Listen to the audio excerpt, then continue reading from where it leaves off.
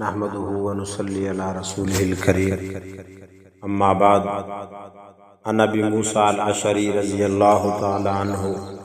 قال رسول الله صلى الله عليه وسلم مثل المؤمن الذي يقرأ القرآن مثل الأترجة ريحها طيب وطعمها طيب ومثل المؤمن الذي لا يقرأ القرآن كمثل التمرة لا ريح لها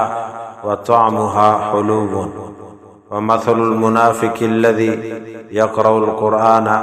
كمثل الريحانة ريحها طيب وطعمها مر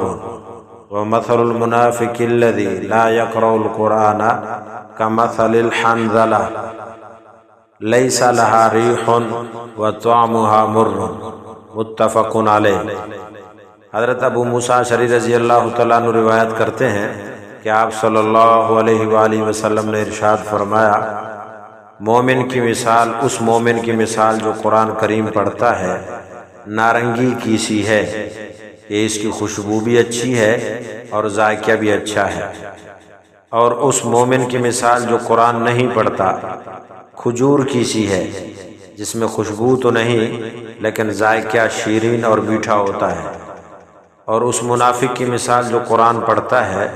خوشبودار پھول کی طرح ہے جس کی خوشبو تو اچھی ہے لیکن اس کا ذائقہ کڑوا ہوتا ہے،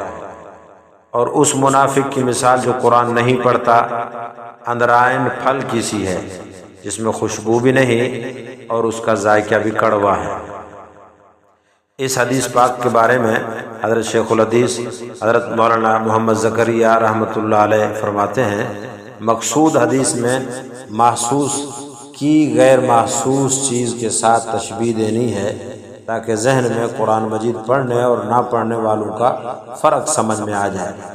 ورنہ ظاہر ہے کہ کلام پاک کی حلاوت اور مہک سے نارنگی کی کیا نسبت۔ قرآن مجید کا حافظ اور اس پر عمل کرنے والا مسلمان تو خوش رنگ اور خوش ذائقہ پھل کی طرح اللہ کے ہاں محبوب ہے، اور ساتھ ہی ساتھ لوگوں میں بھی اس کی عزت ہے، اور جو مومن حافظ نہیں مگر قرآن پر عمل کرنے والا ہے تو ایسا شخص بھی اللہ کی نظر میں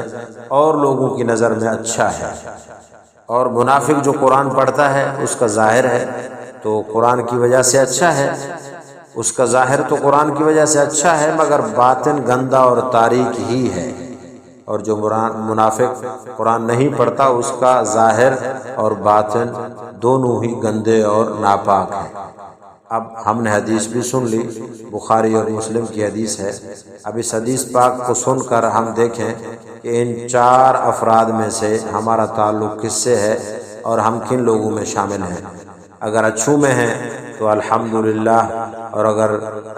منافقوں میں شمار ہو رہا ہے تو ہمیں اس سے اپنے آپ کو بچانا چاہیے اور قرآن پاک کی تلاوت کو اپنا معمول بنانا چاہیے، عمل کرنا چاہیے۔ اللہ ہم سب کو قرآن پڑھنے والا، قاری اور عمل کرنے والا عامل بنائے۔ وآخر دعوانا الحمدللہ رب العالمین۔